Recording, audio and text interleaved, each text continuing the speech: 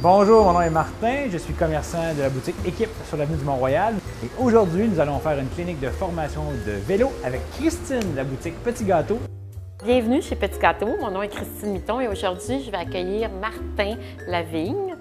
On va faire des petits gâteaux. Alors, vous allez être dans mon univers un peu plus féminin, un peu plus goûteux, un peu plus savoureux, mais on se salit aussi les mains, mais avec du glaçage.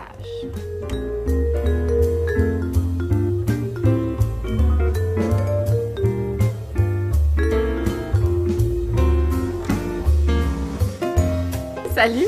Aujourd'hui, on va te montrer comment, à la maison, réparer ton vélo. Au moins pour que tu puisses te débrouiller dans des cas de réparation mineure. Donc, si tu as des crevaisons, si tes vitesses sont désajustées, si tes freins sont désajustés, pour que tu puisses au moins connaître les bases pour pouvoir réparer ton vélo, celui de tes enfants, celui de ton mari, celui de n'importe qui.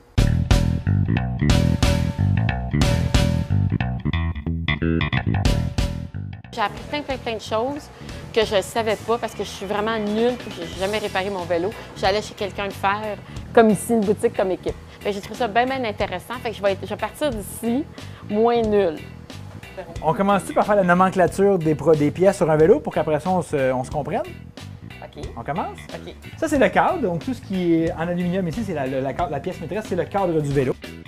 Sur le cadre, tu as ta fourche qui sert à la direction et la conduite de ton vélo. Ensuite, on appelle ça la potence. C'est la pièce qui est ici, qui tient le guidon. Fait que la potence, quand on parle de potence, c'est la pièce ici qui fait que tu tournes ta fourche et qui tient ton guidon. Tu vois qu'il connaît vraiment son métier, très technique. Il connaît bien les bons termes. Donc, c'est vraiment enrichissant pour moi. Fait qu'on disait cadre, fourche, potence, guidon, le pédalier. Oui. Donc, ce qui sert à, bien entendu, activer la roue arrière et à avancer. La roue libre, c'est les pignons arrière. Ça s'appelle une roue libre. Dépendamment des vélos, tu peux avoir 7, 8 ou 9 vitesses. Dérailleur arrière, qui change les vitesses en arrière. Dérailleur avant, qui change les vitesses en avant. Bien, les freins, bien entendu. Tu as différentes sortes de freins, mais les freins. Les roues. Mon vélo, là, la roue arrière, elle se dégonfle souvent. Pourtant, je n'ai pas fait de flash. C'est normal. Tous les vélos perdent de l'air. Ils perdent 1 à 2 PSI, 1 à 2 livres de pression par jour en vélo. Et quand tu sors en vélo, à toutes les semaines, tu devrais vérifier la pression de tes pneus. J'ai appris comment démonter ma roue et comment regarder s'il y a un flap et comment le réparer et le remettre comme il faut. C'est pour ça qu'on a mis de l'air. C'est que là, ma chambre à air, elle a une forme et elle se tient dans le pneu. Si j'avais pas d'air ici, ça tomberait tout le temps. Fait que j'ai ma chambre à air qui est dans ma roue. On va réengager notre pneu dans la jante. Très important de toujours débuter par la valve. C'est la première chose qu'on fait, c'est qu'on remet la valve à sa place. Donc, on rentre la valve dans le trou. Et là, on va remettre un côté du pneu à la fois, pas les deux. Parfait. Le truc, encore là, c'est de partir de la valve. Fait que tu débutes d'ici. OK. Et là, je vais te montrer la façon que moi je travaille, juste pour que je te donne un truc. Je m'appuie comme ça sur mes cuisses, je prends mes pouces, comme ça, et je descends chaque côté en même temps. C'est très élégant, hein? Parce que... Ici, là, c'est des pignons. Fait que moi, je prenais ça pour cuisiner, tu sais, des petits pignons de pain, là, d'Italie, là. Mais ça s'appelle la même chose. Fait que là, vous voyez que mon merveilleux filet. Fleur, notre chef pâtissière, un filet plus une belle petite casquette. Elle est plus élégante que moi. Moi, je... Et fait qu'on met une... Mais toi, t'as pas de cheveux, fait que ça va bien.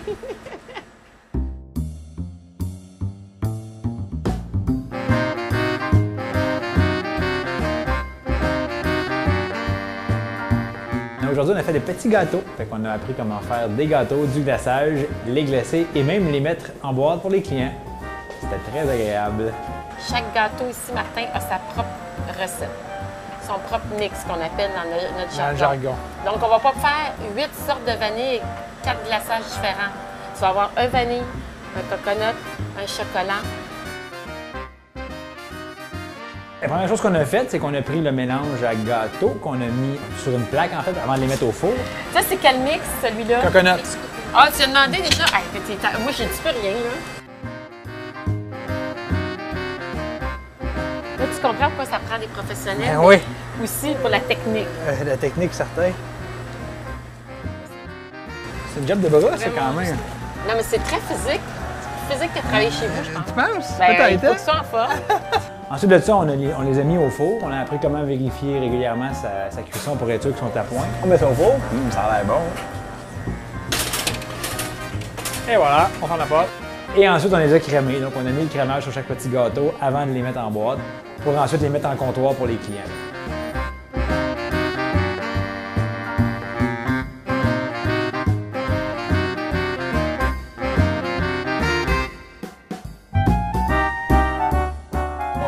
savoir si ma recette est bonne.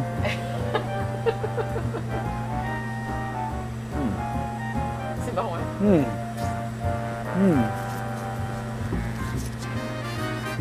Faut vraiment pas que je travaille ici. Hein? Quand on rentre dans la boutique, on voit que c'est très, très féminin aussi. Mais c'est super agréable. L'énergie est le fun, c'est agréable. J'ai adoré ça comme expérience. Par contre, comme le dit si bien le proverbe, chacun son métier et les vaches seront bien gardées. Donc, je vais laisser le métier à Christine et je vais garder mon métier à moi, mais j'ai adoré l'expérience. J'ai trouvé ça hyper intéressant. J'étais pas nerveuse du tout. J'ai trouvé ça emballant. J'ai trouvé ça passionnant. Moi, j'aime ça apprendre. Fait qu'apprendre n'importe quoi, let's go.